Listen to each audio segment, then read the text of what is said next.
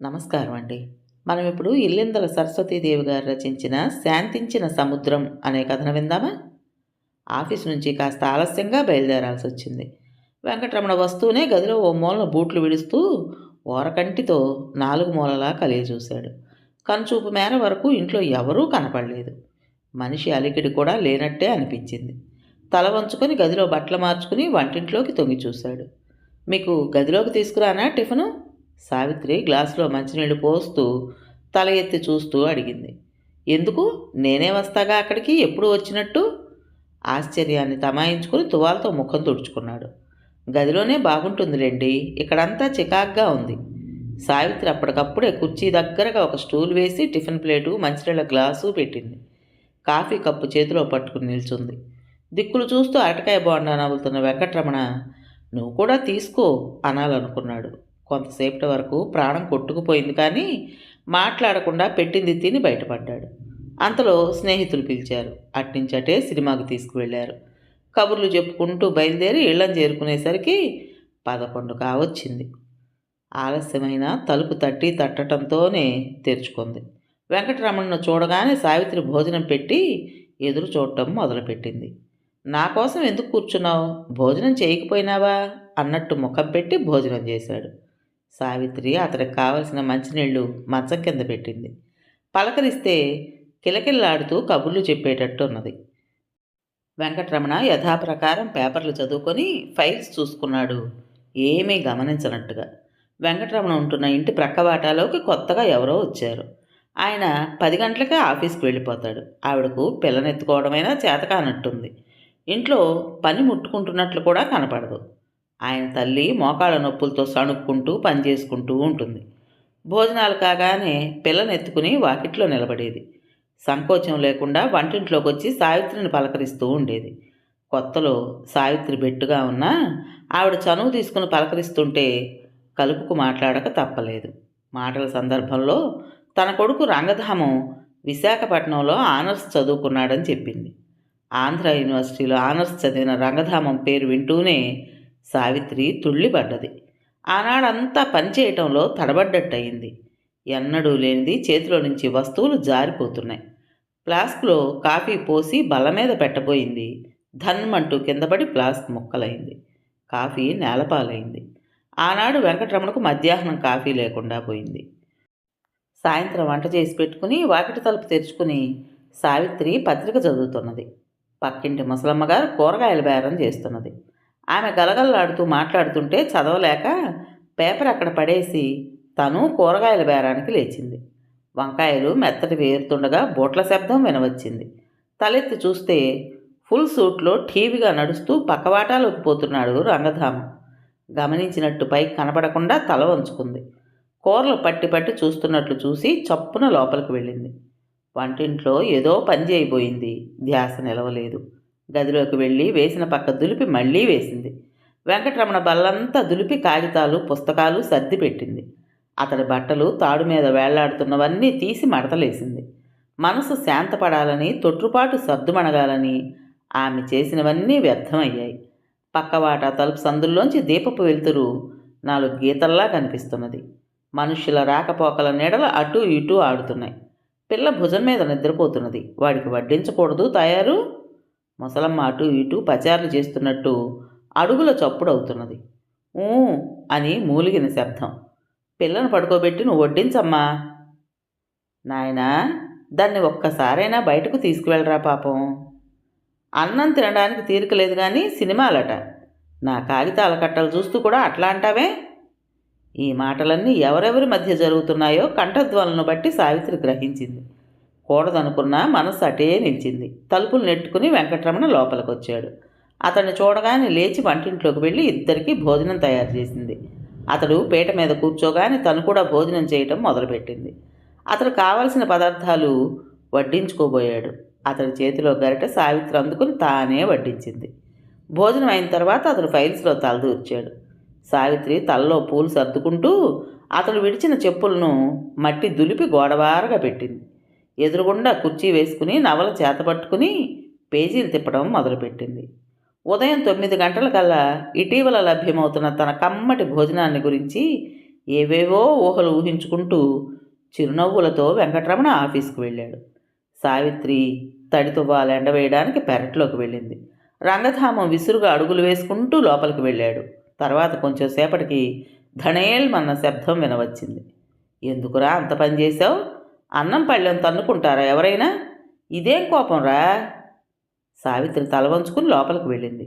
మధ్యాహ్నం పిల్లవాడిని పడుకోబెట్టి రంగధామం భార్య సావిత్రి గదిలోకి వచ్చింది. సావిత్రి కిటికీలో కూర్చుని వెంకటరమణ ప్యాంటుకు పగిలిన గుండీలు తీసి కొత్తవి కుడుతున్నది. ఆమెను చూడగానే చాప వేసి కూర్చోమన్నది. రంగధామం భార్య తాయారు చూడటానికి బాగానే ఉంటుంది కానీ దిద్దుబాటు తక్కువ. తలదూకుని బొట్టు పెట్టుకుంటే ఆకర్షణీయంగానే ఉంటుంది. కానీ ఆ పని శ్రద్ధగా ఉదయమూ చేయదు, సాయంత్రమూ చేయదు. ఎగుడు దిగుడుగా చీరగట్టుకుని కొంగు జార్చుకుని నేల ఊడుస్తూ తిరుగుతుంది. అబ్బాయి పడుకున్నాడేమిటి, చప్పుడు లేదు అని అడిగింది సావిత్రి. కూరలు ఏం వండుకున్నారు అని అడగలేక. వాడు నా ప్రాణానికి ఎముడనుకోండి, రాత్రి పగలు కూడా నిద్రపోనీయుడు. అయితే మీకొక్కడేనా ఎముడు అన్నది సావిత్రి నవ్వుతూ. నా జన్మకు నిద్రపోయినంతసేపే సుఖం అనుకోండి. ఈ భాగ్యానికి మా నాన్న 8,000 పోశాడు. మనం కొన్నవన్నీ బాగా ఉంటాయా చెప్పండి? సరే కానీ మీరు ఈ ఊళ్ళో 4 మూలలా వెళ్ళి చూసారా?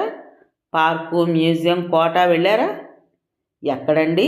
ఇంట్లో ప్రశాంతంగా అన్నం తింటే చాలు. తనను గురించిన ప్రశ్నలే సావిత్రి వేయడం తాయారుకు విసుగనిపించింది. తన సంగతి మర్చిపోవాలని ఒక్క నిమిషమైనా మనసు ప్రశాంతంగా ఉంటుందేమోనని వచ్చింది. ఇక్కడ అదే ప్రసక్తి. మీరు కానీ మీ వారు కానీ ఇంట్లో ఉన్నట్టే కనపడదు. మీ ఇద్దరి మాట మేము ఇక్కడికి వచ్చిన తర్వాత విననే లేదు. అబ్బా, ఎంత చక్కగా సర్ది పెట్టుకున్నారు ఇల్లు. ఇంటి మీద మీకెంత శ్రద్ధ? సావిత్రి నవ్వింది. తాయారు మీకెంత ఓపికమ్మా, ఎప్పుడూ ఇల్లు సర్దుతూనే ఉంటారు అన్నది. మళ్ళీ నవ్వింది సావిత్రి. వెంకటరమణ ఆనాడు ఆలస్యంగా ఇంటికొచ్చాడు. ఆఫీసులో పని ఎక్కువైంది. ఉసూరుమంటూ గుండె చేతబట్టుకుని ఇంట్లో అడుగుపెట్టాడు బెరుగ్గా. రాత్రిళ్ళు ఆలస్యంగా వస్తున్నారు, పని ఎక్కువైనట్టుంది. ఉంటే ఆరోగ్యం చెడిపోతుంది. ముందు భోజనం చేద్దురుగాని రండి. సావిత్రి అతన్ని భోజనాల ఇంట్లోకి తీసుకువెళ్ళింది. ఇద్దరూ భోజనాలకు కూర్చున్నారు. పోనీ అక్కడ ఒక కప్పు పాలు తెప్పించుకోకూడదు? ఇంత రాత్రివేళ వస్తూ కూడా మల్లెపూలు మరువము ఎట్లా జ్ఞాపకం పెట్టుకున్నారండి? ఆ మాటకు అతడు తుళ్ళిపడ్డాడు. కొత్త వాతావరణం అతన్ని ఉక్కిరి బిక్కిరి చేస్తున్నది. తనెక్కడా, మల్లెపూలెక్కడా?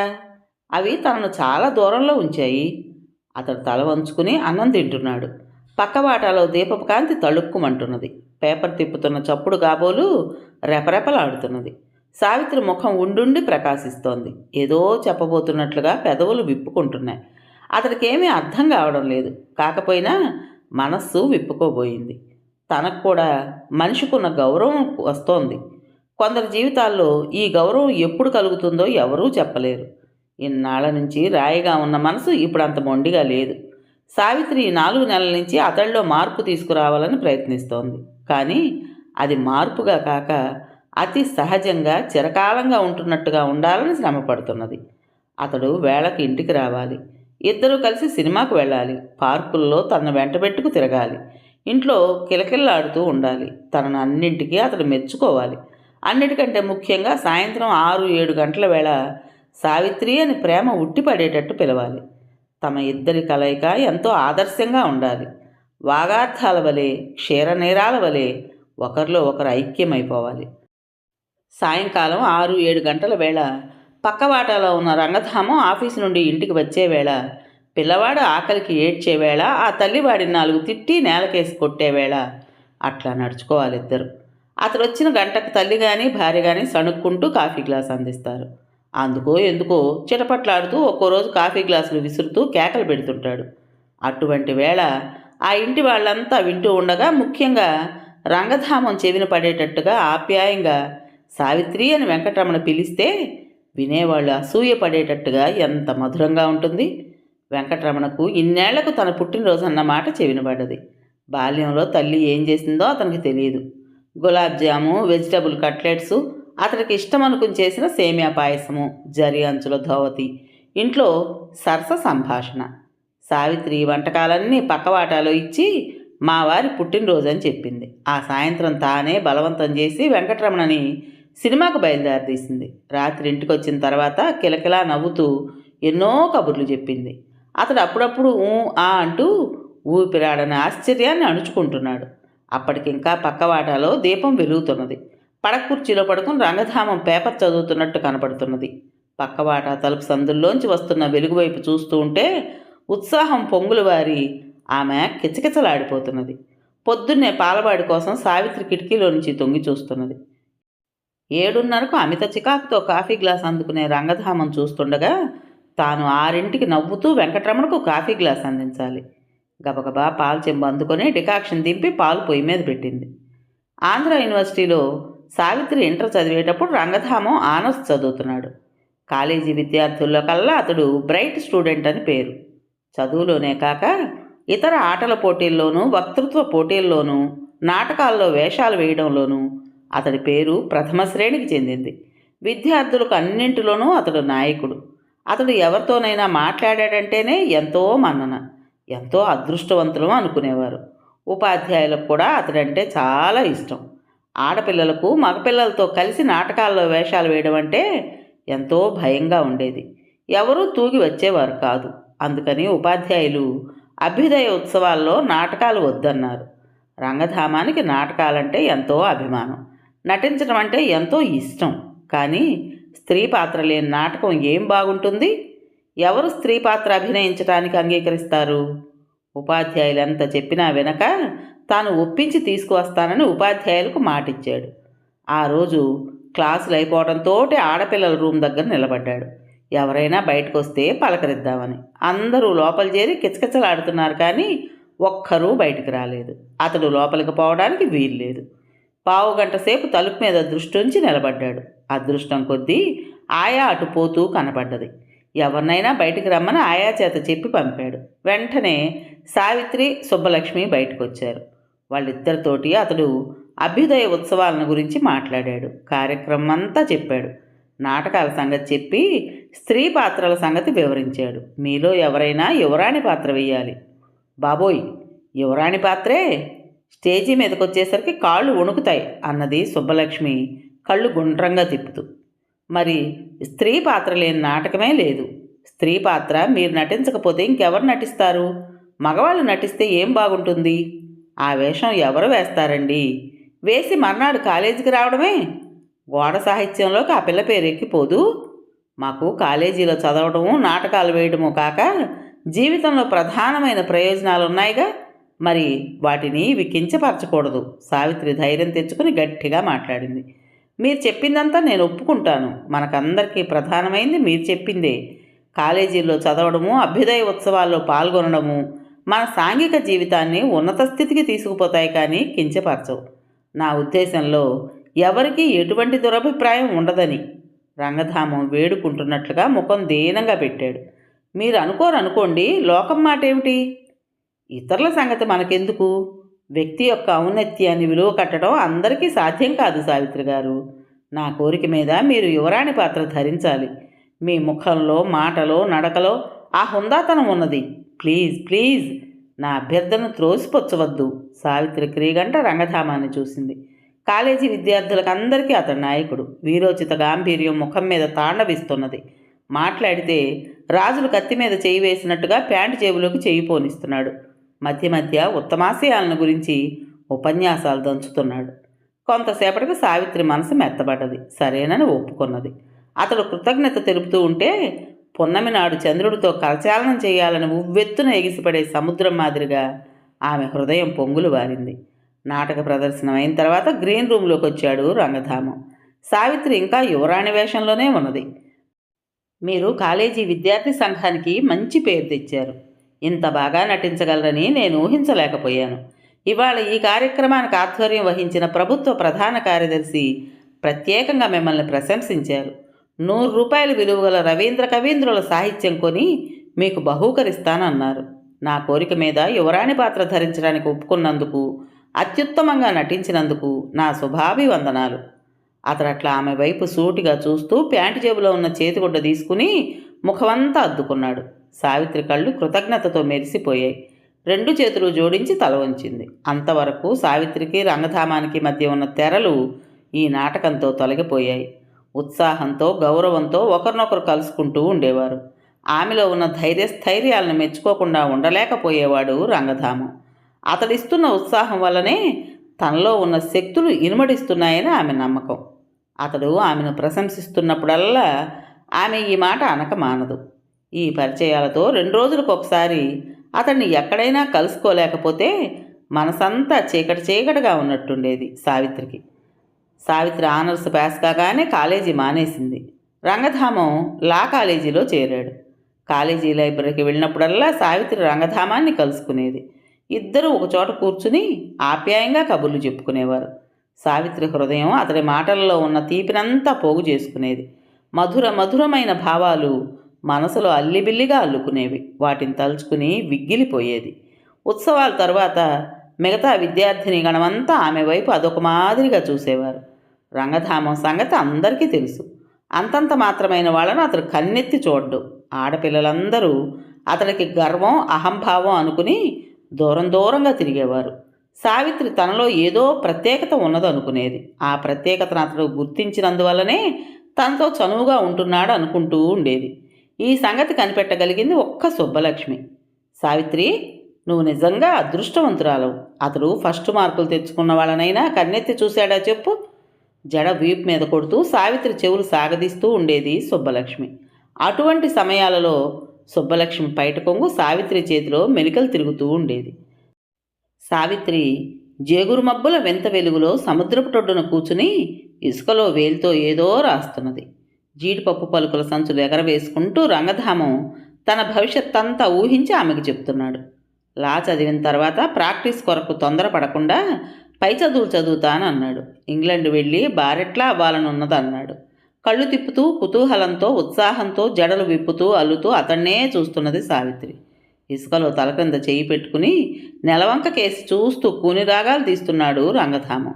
సావిత్రి ముసిముసి నవ్వులతో రంగధామాన్ని ఎన్నెన్నో ప్రశ్నలు వేయాలనుకున్నది. కానీ ఆమె సిగ్గే ఆమెకు అవరోధమైంది. ఇటువంటి అవకాశాలు చేజిక్కి కూడా జారిపోయాయి చాలాసార్లు. సావిత్రి ఆనర్స్ పూర్తి చేసింది. ఇంకా పైన చదువుతావా అమ్మా అని తండ్రి అడుగుతాడని అనుకుంది. కానీ ఆయన సంబంధాలు చూడటం మొదలుపెట్టాడు. ఆయనకు అన్ని విధాలా నచ్చిన రెండింటిని తిరగొట్టింది. నీవిలా చేస్తావు అనుకోలేదమ్మా. చెమట పట్టిన పాలభాగాన్ని గోడవైపుకు తిరిగి తుడుచుకుంటూ అన్నాడు. నీకు నచ్చాడా అని అడిగావు కనుక చెప్పాను నాన్న అన్నది సావిత్రి తల వంచుకొని. అవునమ్మా, నీకు చూపించకుండా నీ సమ్మతి లేకుండా చేస్తానా? ఆనర్స్ పాస్ అయిన పిల్లతో ఎలా వ్యవహరించాలో నాకు తెలియదనుకున్నావా అన్నాడు ఆమె ముఖం చూస్తూ.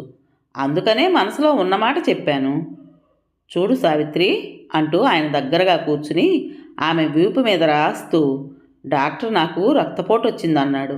అందుకనే త్వరలో పెళ్లి చేయాలనుకుంటున్నాను. సెలవు పెట్టి అలహాబాద్ నుంచి రమ్మని అన్నయ్యకు వ్రాశాను.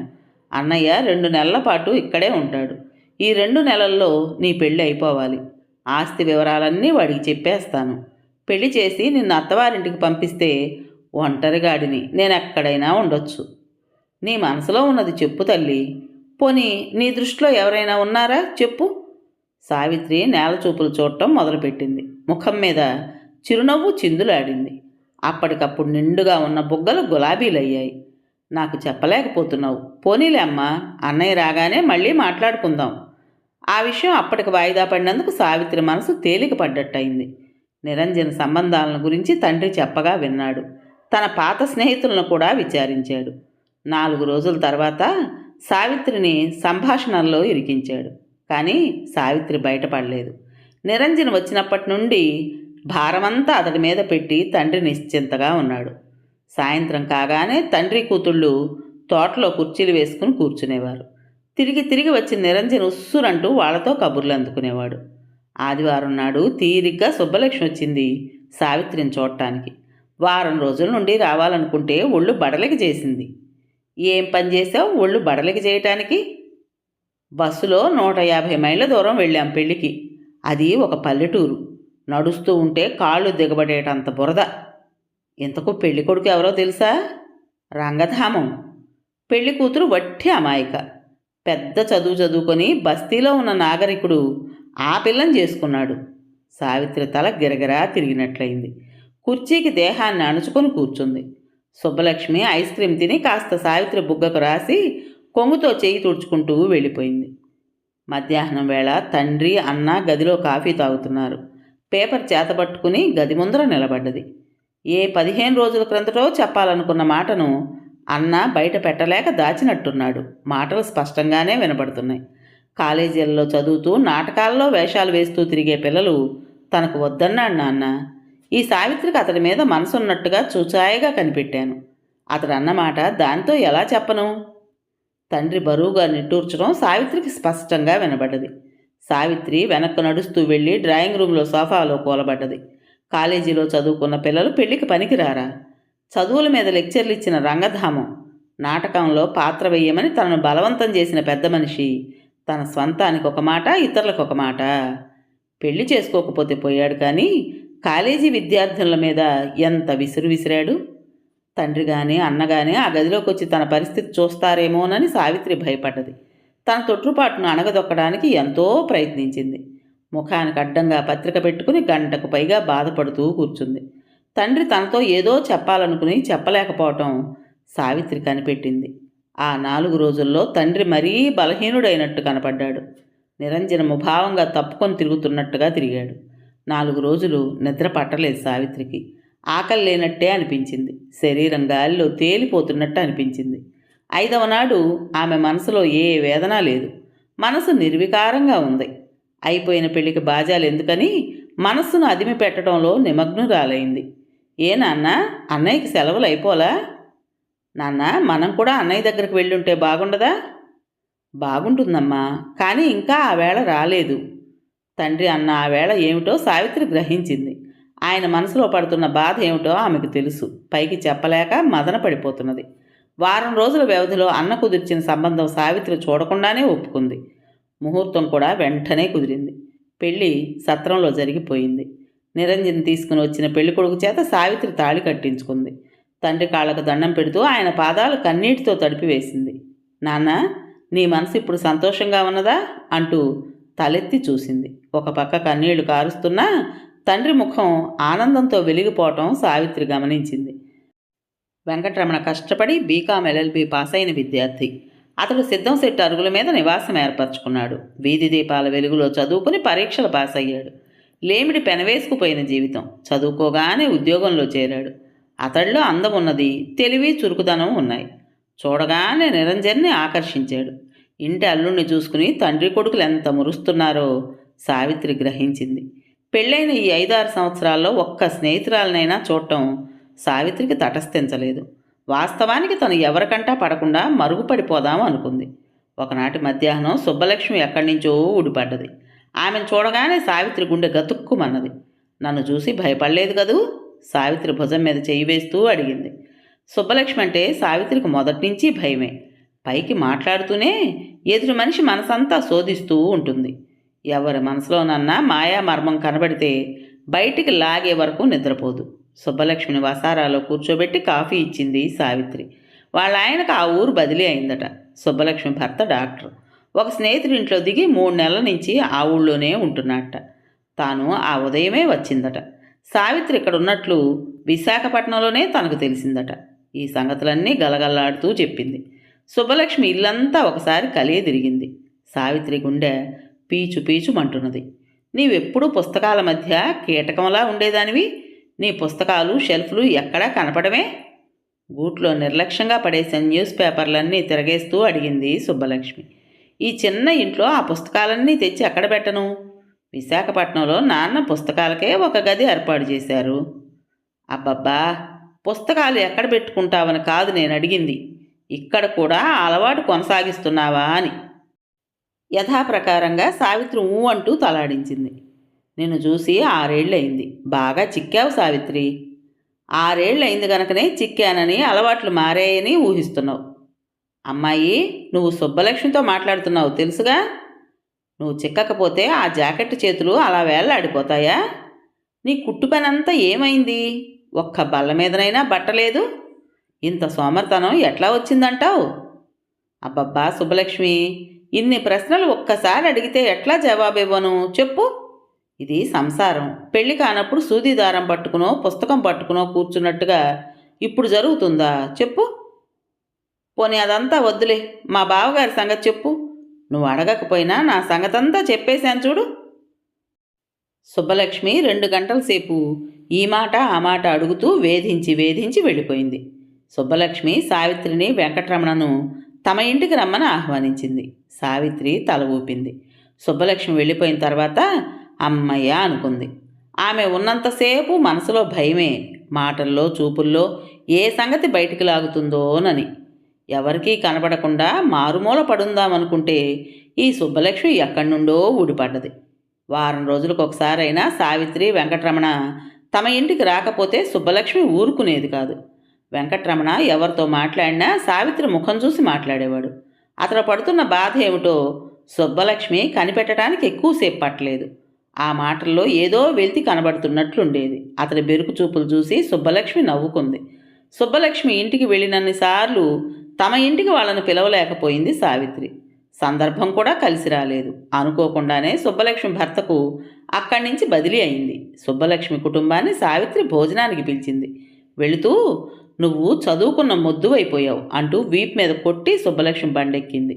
ఆ దెబ్బకు సావిత్రి తుళ్ళిపడ్డది. ముఖం పాలిపోయింది. ఎవరైనా చూశారేమోనని దిక్కులు చూసింది. దూరంగా మగవాళ్ళు మాట్లాడుకుంటున్నారు. అమ్మయ్య అనుకుంది. 1 ఏడాది పాటు తెలిసిన వాళ్ళు ఎవరూ కనబడలేదు. సావిత్రి మనసు హాయిగా ఉన్నది. బయటి ప్రపంచంతో ఏ ప్రసక్తి లేకుండా ఉంది. పుస్తకాలు చదివే అలవాటు సంసారంలో పడగానే దానంతట అదే నశించిపోయింది. మిగతా అభిరుచులు అభిలాషలు ఆలనా పాలనా లేక అణగారిపోయాయి. ఆయన ఆఫీస్కి వెళ్ళగానే వాకిటి తలుపు గొళ్ళెం పెట్టుకుని ఏకాంతంగా కూర్చుని గాత్ర సంగీతం సాధన చేస్తూ ఉండేది. 2-3 గంటలు భజన కీర్తనలు అవి పాడుకున్న తర్వాత ఆమెలో గూడు కట్టుకున్న ఆవేదనంతా చల్లారినట్టుండేది. వర్షించిన మేఘంలా మనసు తేలిక పడేది.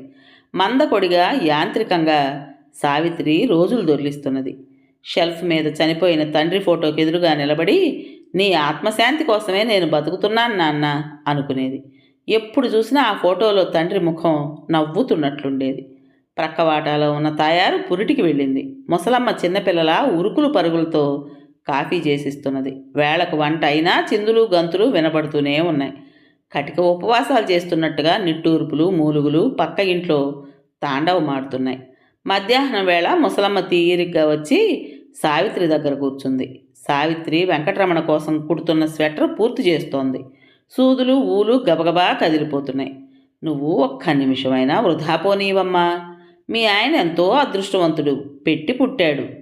ఆ మాటకు సావిత్రి గలగలా నవ్వింది. కానీ ఆ నవ్వు బలవంతంగా నవ్వినట్టుంది.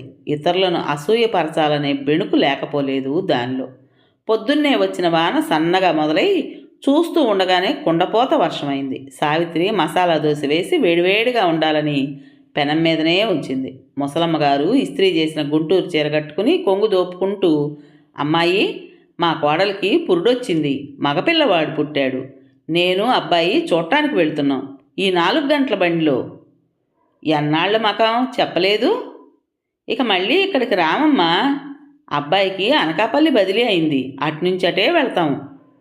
2 శుభవార్తలు ఒక్కసారే చెప్పారు.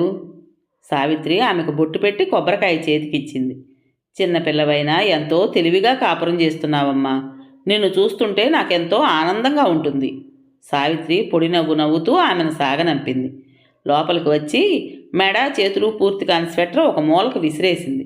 సావిత్రి చేసిన మసాలా దోశలు వెంకటరమణ వచ్చేసరికి చప్పగా చల్లారిపోయాయి. ఆ రాత్రికి బద్ధకంగా ఉండి చారు అన్నమే చేసింది. సావిత్రి అంత ఉత్సాహంగా లేకపోయినా మామూలు ఇంటి పనులన్నీ చేసుకుంది. వెంకటరమణ ఫైల్స్ చూసుకుంటూ ఉంటే తాను పక్కలు దిండ్లు సర్దింది. కిటికీ తలుపు తీస్తూ ఉంటే మల్లెలు మరువము కలిపి కట్టిన మూరెడు మాల కనపడ్డది. వెంకటరమణ వైపు తలెత్తి చూసింది. అమాయకంగా ఫైల్స్ చూసుకుంటున్నాడు. ఆనాడు అతడు మల్లెపూలు మరువము తెచ్చినట్టు, తను సంతోషంతో పొంగిపోయినట్లు ఏవో మాటలు ఆ రంగధామం వినేటట్లుగా అన్నది. అసూయతో దహించుకొని పోయి ఉండాలి అతడు. కానీ ఇప్పుడు నిజంగా మల్లెదండ తెచ్చాడు వెంకటరమణ. పక్కవాటాలో ఉడుక్కునే రంగధామం లేడు. చీకటి చీకటిగా ఉంది పక్కవాట. సావిత్రిలో ఉత్సాహపు పొంగు రాలేదు. నీరసంతో దేహం వేళ్లాడిపోతున్నది. వారపత్రికలు దినపత్రికలు చేతికందినవన్నీ పుటలు తిప్పి పడేసింది సావిత్రి. తనకిష్టం అనుకున్న కవిత తీసి చదవబోయింది. ఇన్నాళ్ల నుంచి మనసులో గూడు కట్టుకున్న అవమానం ఆవేదన పొంగుతున్నాయి కానీ చల్లారడం లేదు. పెరట్లోకి వెళ్లే గది తలుపులు తెరిచి గడపలో కూర్చుంది. తెలియమబ్బుల పరుగులలో నెలవంక తొంగి చూస్తున్నాడు. సావిత్రి కూనిరాగం తీస్తూ కళ్ళు మూసుకుని మీరాబాయి భజనలు పాడుకుంది సన్నగా. అలవాటు ప్రకారం వెంకట్రమణ ఫైల్స్ తిరగవేసుకుంటున్నాడు. సావిత్రి చివాలును లేచింది. స్నానాల గదిలోకి వెళ్ళి ఆ చన్నీళ్లే 4 చెంబులు పోసుకుని చందనం సబ్బు ఘుమఘుమలతో పాము కుబుసం లాంటి సన్నటి చీర ధరించి బయటకొచ్చింది. దోసగింజ బొట్టు పెట్టుకుని మల్లెదండ తలలో పెట్టుకుని ఒయ్యారంగా వెంకటరమణ కుర్చీ దగ్గరగా నిలబడి, ఇలా కూర్చుని రాత్రి పగలు పనిచేస్తే ఆరోగ్యం పాడవదు, గంట చూశారా 12 కావచ్చింది. వెంకటరమణ తలెత్తి చూశాడు సావిత్రిని. ఆమె ముఖంలో ఒక వింత వెలుగు వెలుగుతున్నది. ఆమె కళ్ళు చిలిపిగా నవ్వుతున్నాయి. వెంకటరమణకు క్రమంగా ధైర్యం వచ్చింది. ఆ చీకట్లో కూడా సావిత్రి కళ్ళు పక్కవాటా వైపు తిరిగాయి మామూలుగా. కిటికీ తలుపు సందుల్లో నుంచి నెలవంక కనబడకుండా దోబూచులాడుతున్నాడు. చెంపమీదుగా జాలువారిన కన్నీటిని సావిత్రి వెంకటరమణ చూడకుండా కొంగుతో తుడుచుకున్నది.